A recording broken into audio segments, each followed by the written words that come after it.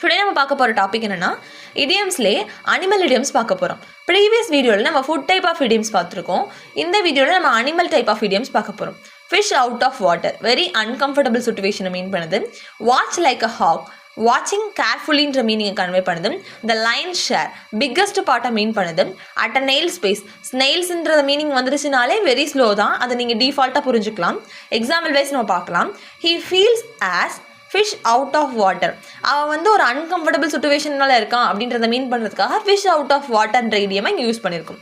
They are வாட்சிங் like அ hack, ரொம்ப கேர்ஃபுல்லாக வாட்ச் பண்ணுறாங்க ஒரு விஷயத்தை அப்படின்ற மீனுக்காக வாட்சிங் லைக் அ ஹாக்ன்றதை நம்ம இந்த இடத்துல பார்க்கலாம்.